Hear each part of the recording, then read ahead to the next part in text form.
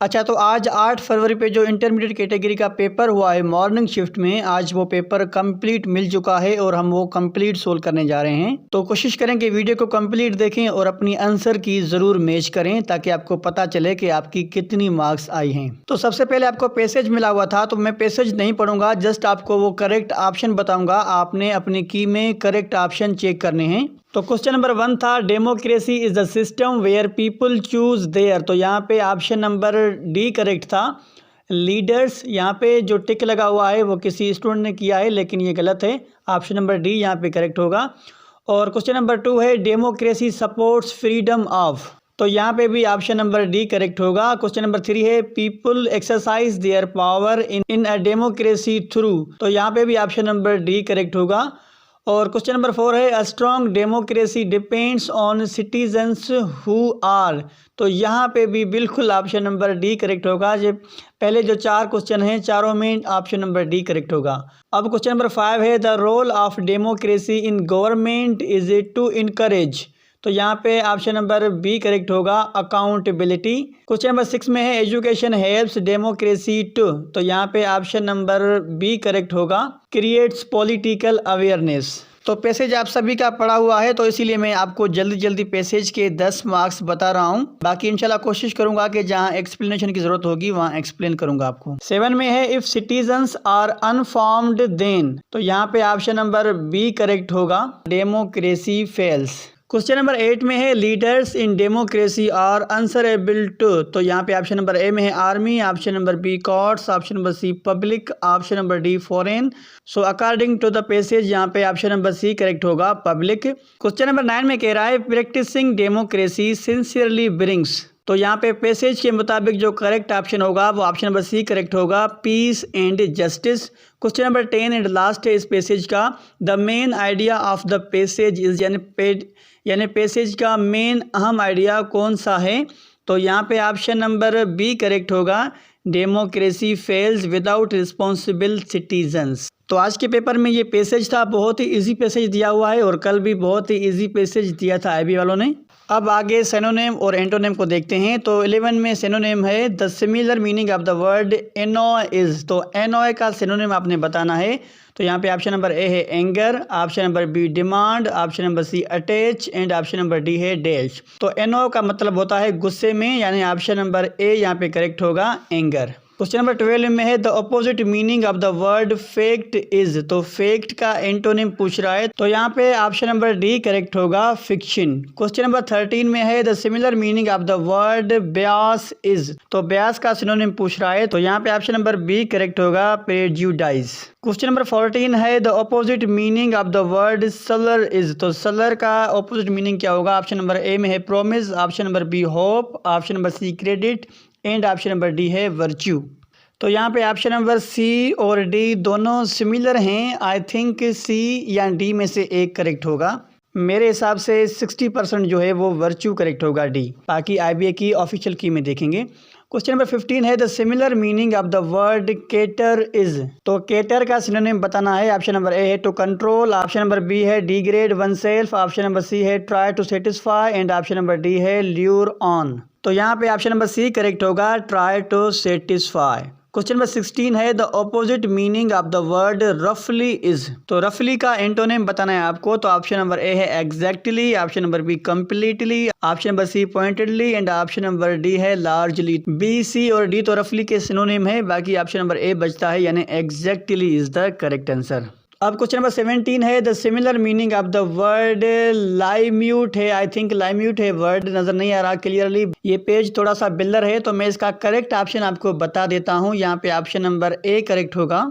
और question number 18 में आपसे ऑपोजिट वर्ड पूछ रहा है शालो का। तो यहाँ पे ऑप्शन नंबर डी करेक्ट होगा, डीप।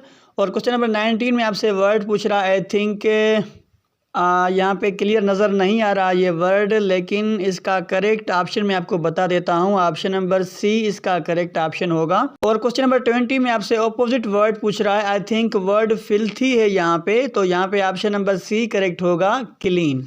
अब क्वेश्चन नंबर 21 से क्वेश्चन नंबर 25 तक स्पेल चेकिंग का पोर्शन है, तो मैं आपको करेक्ट स्पेलिंग बता देता हूँ। ऑप्शन नंबर 1 में हेलीकॉप्टर की स्पेलिंग पूछ रहा है, तो यहाँ पे ऑप्शन नंबर डी करेक्ट होगा।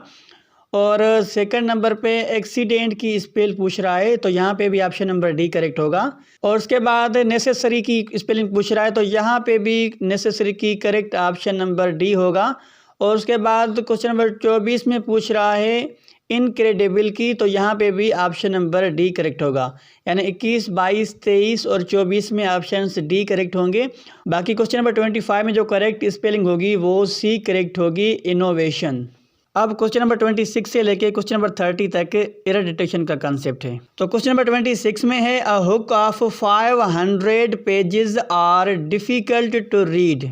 तो यहाँ पे ऑप्शन नंबर सी में एरर होगी। अ हुक है तो सब्जेक्ट सिंगुलर है तो वर्ब भी सिंगुलर आएगा, इज आएगा, आर नहीं आएगा।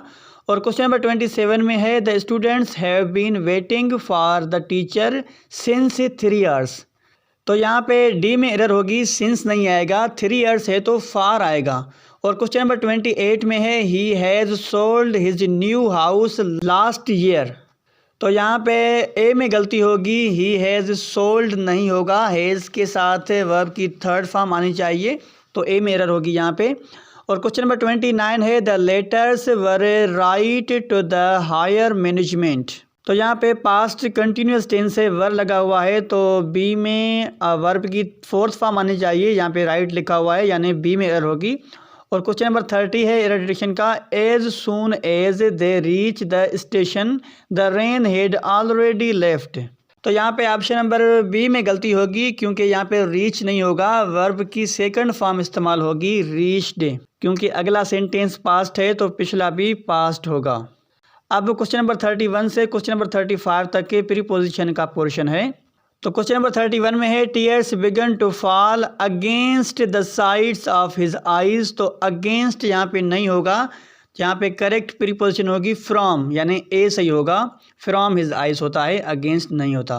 क्वेश्चन नंबर 32 है my shoes are above the table. तो ऑप्शन नंबर ए है in, option number B under, option number C far, option number D before.